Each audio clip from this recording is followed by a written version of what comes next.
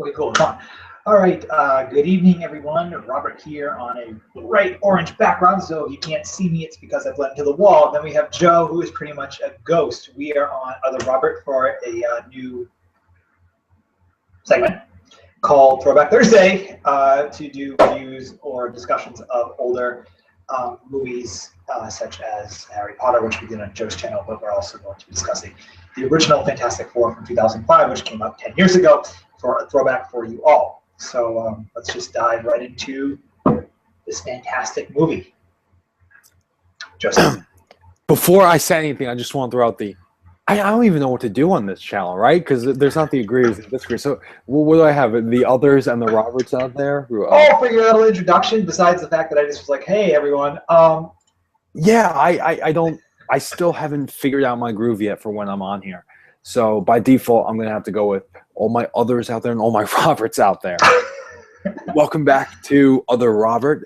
I, as Rob said, am Joe. And yes, Throwback Thursday, this segment that we did over on Agree to Disagree. We're trying it out here. Pretty fun. This isn't a review. Not a review. We're just... Despite the fact it says review in the title. I made it really quick.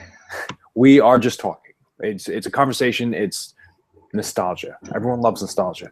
So we're going to just have some fun here and talk about the original Fantastic Four, which people deem as not a good movie. But I liked it. I just have to say for the record, I liked it. It's probably out of all the four Fantastic Four movies, including the fourth one. There was one that wasn't even like released or something. It was like indie or something. It was in the 1990s. It was awful, but this one is probably the best out of all of them, which is pretty sad because I don't think this one was a fantastic movie. However, I don't agree with the general consensus. I think it was pretty fun. I enjoyed it. Yeah, this was made in like that era of the Spider-Man movies. So which I also happen to like. So like these are movies that people either really like or they really hate. There's no in between ground for them. I don't think. I'm in. Like, you're a special person because I don't know what to say. I just feel that people like them when they came out, or you hate them now. You know what the thing is for me?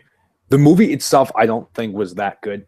However, I think the cast was wonderful. I thought they were all casted so perfectly for their roles in the original. We're talking about, what was it, 2005?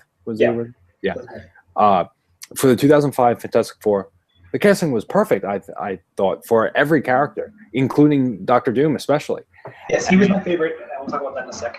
I think that is what added to it for me. Really just seeing those characters kind of interact and everything with those actors portraying those characters. That was where I was sold. The movie itself, nah. But this is a case where probably the parts are better than the sum of the parts. It's funny that you say the actors, because the actors for this one is how I feel about the one that just came out this year. I liked the movie because of the actors as opposed to the dialogue or the plot or anything, or even the visuals, because everyone knows how bad those were in the 2015 one. I really liked the actors. I liked Jessica Alba. I liked Chris Evans, and I also liked Julian McMahon as Dr. Doom, who was my favorite. And I actually wish he reprised his role in the new one because the new one just is so horrible, and he needs to be in that. Anyway, yes, totally agree with Joe on the actors. Yeah, I mean, when it comes to other things I liked about the movie, like I said, not too much, but it has the nostalgia glasses on. I mean, 2005, 10 years ago. It kind of works, right? We're still young at that point. We still view it with a different set of eyes. Yeah. So it's fun. It's a fun movie. It's funny that it had mixed reviews, but I'm looking at the budget, and it was a $1 million budget, and then it made $336 million. So it did make well past its budget, which is always a good thing. But I feel that a lot of superhero movies definitely do that. Just they work for that. And also other movies to not talk about, but to say that came out were all the X-Men movies that came out at this time. Spider-Man, X-Men. Pretty much Marvel dominated before Marvel became the Marvel Cinematic Universe. Yeah, this was really before Marvel kind of took over here, Yeah. this was kind of the intro to what we have come to expect. Like this was setting up the field for everything besides the Marvel movies, but really just for superhero movies in general being in cinema. I'm not talking about the what Marvel's done where they cross their movies over. Like, you know, there's all these linking movies. I'm not talking about that. I'm talking about just superhero movies on the big screen. Was Fantastic Four the first one? No. No, I think it was Were these movies the first ones? No. Like I said, there was an indie Fantastic Four before that. There was the Batman movies, Tim Burton.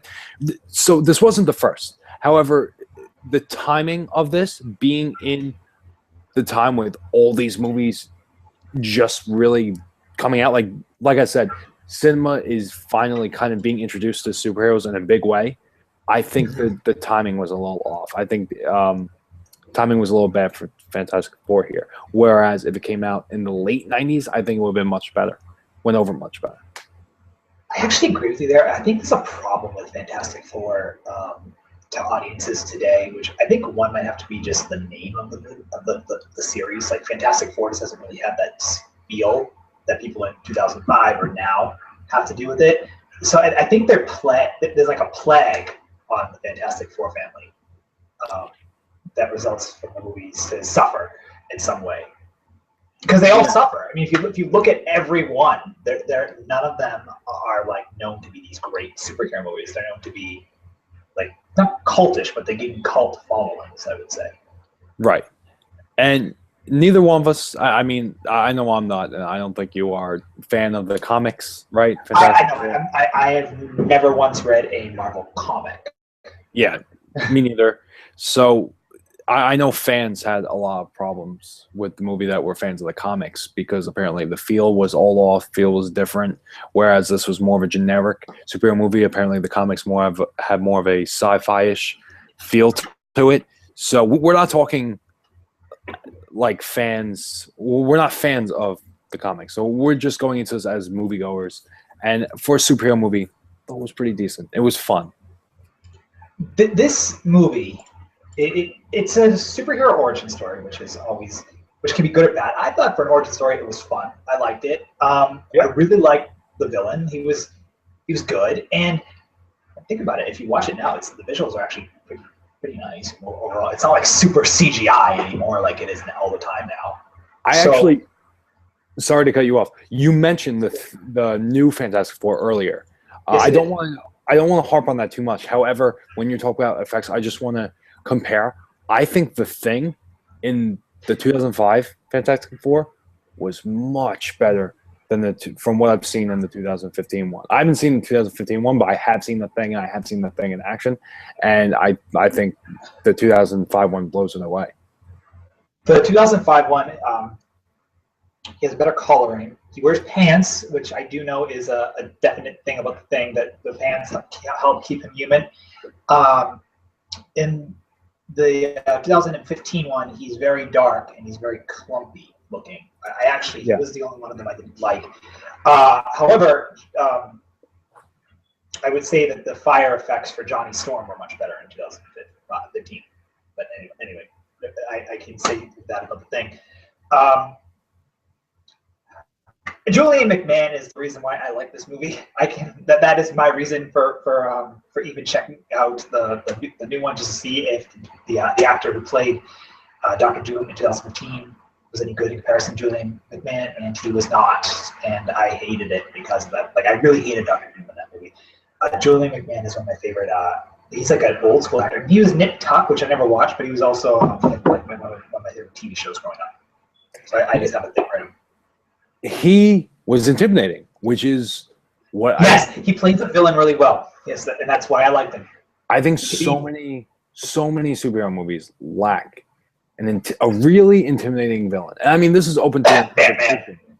We think that this villain's strong. There's probably people that don't think that he came off intimidating, and that's fine. This is all open to interpretation. However, we obviously thought it was a very strong villain.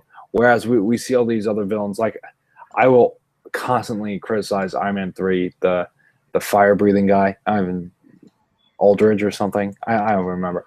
I barely remember Iron Man 3. I saw it once.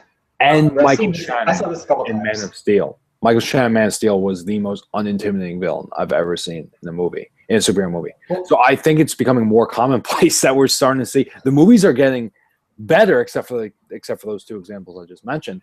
But like Iron Man, I mean, but Ant-Man, right? Great movie, but just weak villain. I mean, it's become very common now that we see these weak villains. I think Fantastic Four did it so right. I think what's interesting about Fantastic Four also is the villain shares almost his origin story with the characters. Like he was already like right ish, but like he gains his powers with the characters, but he doesn't decide to do good with it. He decides to go evil with it. So it's like it's not. I mean, whatever. My point is, he shares a very similar origin story. He wasn't always evil. He was a businessman or whatnot, and then he gets the powers and goes evil. So I do like that. And it was played by a great actor. Yeah, I don't think that's appreciated enough too. With what you just said, the fact that he does feel like he does go with with the four characters and just kind of secedes from them and becomes a villain. I think that's kind of underappreciated. I thought that was a great wrinkle to the story. I mean, think about it. You could call him, if he decided to be good, it would be called the Fantastic Five. Right. I mean, yeah. It was all in his choosing, but his morality was different. And I guess the last thing we could quickly talk about for this is Chris Evans as the Human Torch. Just because everyone knows Chris Evans is Captain America. Yeah, see, that's so funny because talk about versatility of an actor. He's playing two superheroes, right? Two superheroes, which that's pretty crazy because they are two different characters completely. Oh, and they're so different too. I mean, Steve is he's not old anymore because that whole being frozen thing, but he has like all these old mannerisms and old ways, and Johnny Storm is very modern. Yep, stoic, classic soldier type, as opposed to kind of like playboy, jokes around all the time, kind of teenage mindset. Really. Oh, he totally is, and he's a goofball. He's a total goof, and he's not serious. Well, yeah. As opposed to Captain America, where he's super, stoic, serious. Yeah. I love him in both roles. He did great in Fantastic Four. Like I said, the cast, they were all perfect. Really did. I got the roles perfectly. If only, I think, like I said, the movies, although they were fun, they definitely could have been better. The writing, ultimately, the plot. I think, for me, it was the fact that I don't think it really went to the next level. I think the first half of the movie was much better than the second half. So I think that's in terms of the writing and the directing. Mainly, probably the writing for me. Like I said, because of where ultimately it goes. However, still a really fun movie for me. I like this movie, and I say for like classic old school superhero movies, it's one of the better ones, one of my favorites to watch. I liked it more than the 2015 one quite a bit. I liked it a lot more, and but when I made my review of that, I made sure to not compare them at all, except to note the Julian McMahon thing for Dr. Doom. That was it. All right. And that is all I have to say about this movie. We try to keep this very open, and we want this to be more of a conversation. As of right now, there's no comments. So for this week, we'll close it now. But for the future, definitely comment along with us. We want this to be more of a discussion. Like we said, it's not a review. This is more of just a chat. Right. This is a chat, not a review. So we have to work on our marketing. Neither of us are in the business of marketing, so we need to work on that. All right. Well, that's it. Subscribe. Takes around that much effort to do so. Thank you, Joe, for the offer. Actually, apparently, according to YouTube today, I lost all my subscribers. See, and now we need to get them back. So this much, guys. This much effort. Just click that button. Thank you. As always, I am Robert. That is Joe. You've seen him on every Once Upon a Time review I have done, except for maybe 2. Actually, no, 3. Just 3. And thank you for checking out this. We'll try to do more of these. And we're done. Bye, guys.